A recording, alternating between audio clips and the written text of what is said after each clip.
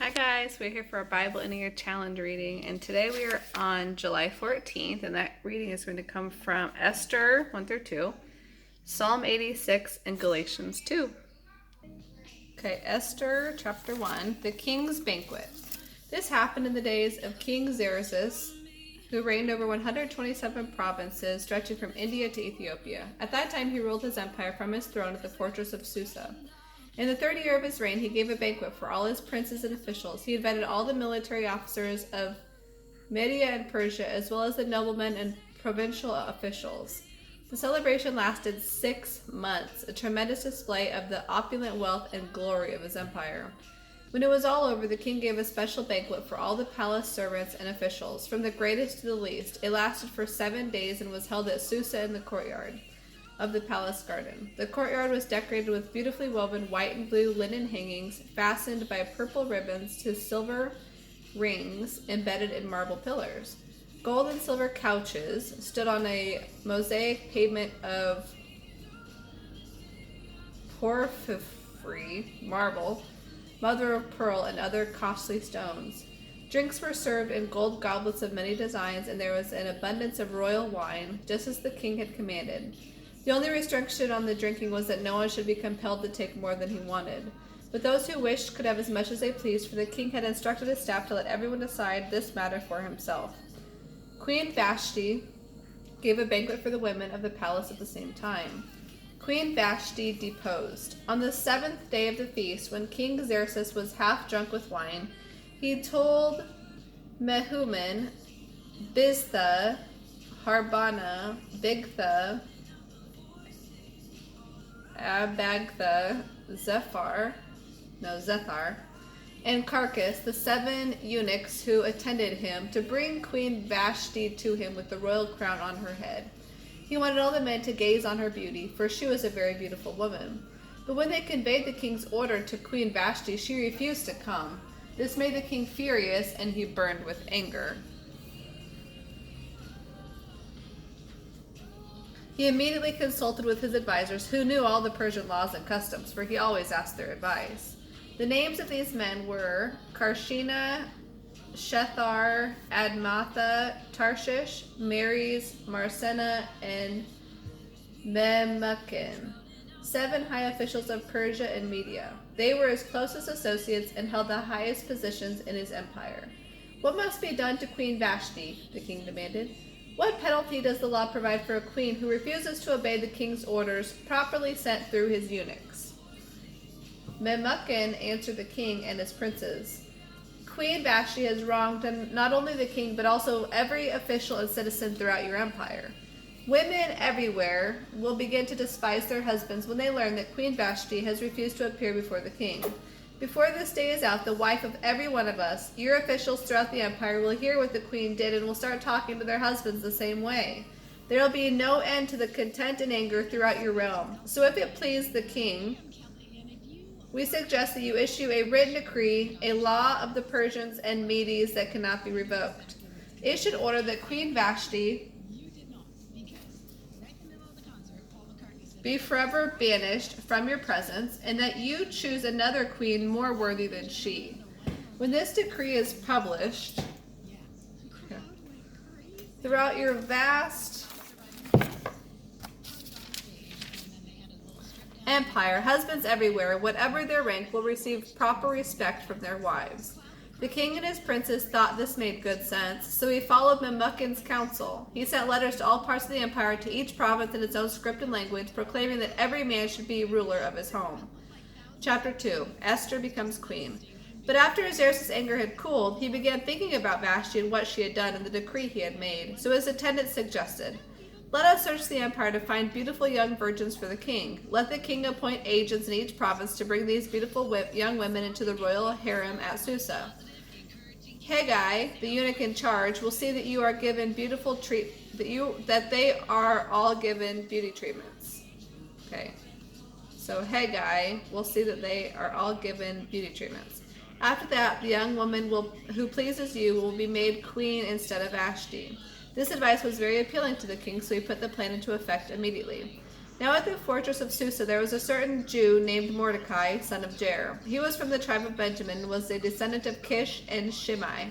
His family had been exiled from Jerusalem to Babylon by King Nebuchadnezzar, along with King Jehoiachin of Judah and many others. This man had a beautiful and lovely young cousin, Hadassah, who was also called Esther. When her father and mother had died, Mordecai adopted her into his family and raised her as his own daughter. As a result of the king's decree, Esther, along with many other young women, was brought to the king's harem at the fortress of Susa and placed in Heggai's care. Heggai was very impressed with Esther and treated her kindly. He quickly ordered a special menu for her and provided her with beauty treatments. He also assigned her 7 maids specially chosen from the king's palace, and he moved her and her maids into the best place in the harem. Esther had not told anyone of her nationality and family background, for Mordecai had told her not to. Every day Mordecai would take a walk near the courtyard of the harem to ask about Esther and to find out what was happening to her. Before each young woman was taken to the king's bed, she was given the prescribed 12 months of beauty treatments, 6 months with oil of myrrh, followed by 6 months with special perfumes and ointments. When the time came for her to go into the king, she was given her choice of whatever clothing or jewelry she wanted to enhance her beauty. That evening she was taken to the king's private rooms, and the next morning she was brought to the second harem, where the king's wives lived. There she would be under the care of Shashgaz, another of the king's eunuchs. She would live there for the rest of her life, never going to the king again unless he had especially enjoyed her and requested her by name. When it was Esther's turn to go to the king, she accepted the advice of Heggai, the eunuch in charge of the harem. She asked for nothing except what he suggested, and she was admired by everyone who saw her. When Esther was taken to King Xerxes at the royal palace in early winter of the 7th year of his reign, the king loved her more than any of the other young women. He was so delighted with her that he set the royal crown on her head and declared her queen instead of Vashti. To celebrate the occasion, he gave a banquet in Esther's honor for all his princes and servants, giving generous gifts to everyone and declaring a public festival for the provinces. Even after all the young women had been transferred to the second harem and Mordecai had become a palace official, Esther continued to keep her nationality and family background a secret. She was still following Mordecai's orders just as she did when she was living in his home. Mordecai's loyalty to the king. One day, as Mordecai was on duty at the palace, 2 of the king's eunuchs, Bigthana and Teresh, who were guards at the door of the king's private quarters, became angry at King Xerxes and plotted to assassinate him. But Mordecai heard about the plot and passed the information on to Queen Esther. She then told the king about it and gave Mordecai credit for the report. When an investigation was made and Mordecai's story was found to be true, the 2 men were hanged on a gallows. This was all duly recorded in the book of the history of King Xerxes' reign. Okay. And Psalm 86.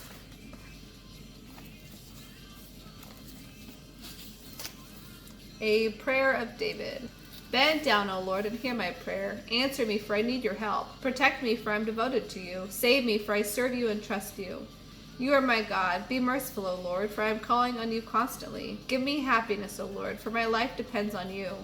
O Lord, you are so good, so ready to forgive, so full of unfailing love for all who ask your aid. Listen closely to my prayer, O Lord. Hear my urgent cry. I will call to you whenever trouble strikes, and you will answer me.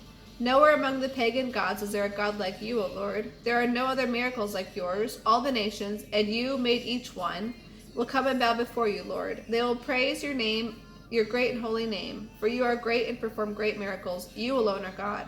Teach me your ways, O Lord, that I may live according to your truth. Grant me purity of heart, that I may honor you. With all my heart I will praise you, O Lord my God. I will give glory to your name forever, for your love for me is very great. You have rescued me from the depths of death. O God, insolent people rise up against me. Violent people are trying to kill me, and you mean nothing to them. But you, O Lord, are a merciful and gracious God, slow to get angry, full of unfailing love and truth. Look down and have mercy on me. Give strength to your servant. Yes, save me, for I am your servant. Send me a sign of your favor. Then those who hate me will be put to shame. For you, O Lord, help and comfort me. In Galatians 2.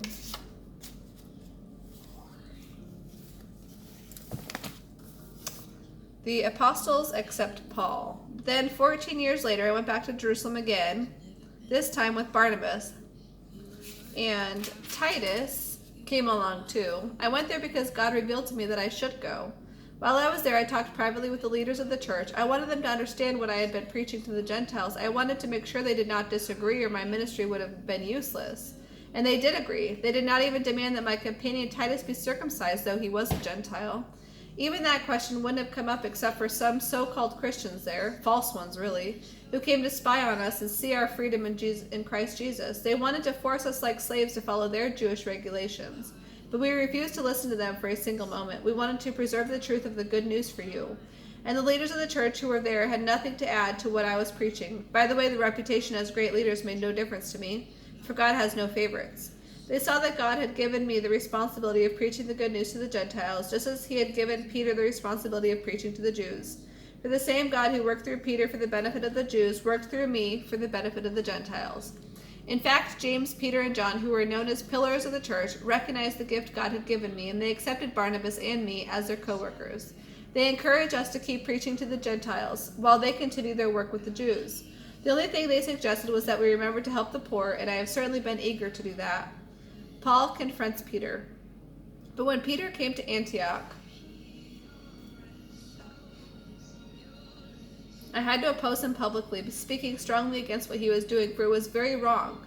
When he first arrived, he ate with the Gentile Christians who don't bother with circumcision. But afterward, when some Jewish friends of James came, Peter wouldn't eat with the Gentiles anymore because he was afraid of what these legalists would say. Then the other Jewish Christians followed Peter's hypocrisy, and even Barnabas was influenced to join them in their hypocrisy. When I saw that they were not following the truth of the good news, I said to Peter in front of all the others, "Since you, a Jew by birth, have discarded the Jewish laws and are living like a Gentile, why are you trying to make these Gentiles obey the Jewish laws you abandoned? You and I are Jews by birth, not sinners like the Gentiles. And yet we Jewish Christians know that we become right with God, not by doing what the law commands, but by faith in Jesus Christ. So we have believed in Jesus Christ that we might be accepted by God because of our faith in Christ, and not because we have obeyed the law. For no one will ever be saved by obeying the law. But what if we seek to be made right with God through faith in Christ, and then find out that we are still sinners? Has Christ led us into sin? Of course not. Rather, I make myself guilty if I rebuild the old system I already torn down. For when I tried to keep the law, I realized I could never earn God's approval. So I died to the law so that I might live for God. I have been crucified with Christ. I myself no longer live, but Christ lives in me. So I live my life in this earthly body by trusting in the Son of God, who loved me and gave himself for me. I'm not one of those who treats the grace of God as meaningless. For if we could be saved by keeping the law, then there was no need for Christ to die." That is all for today's reading. We'll see you next time.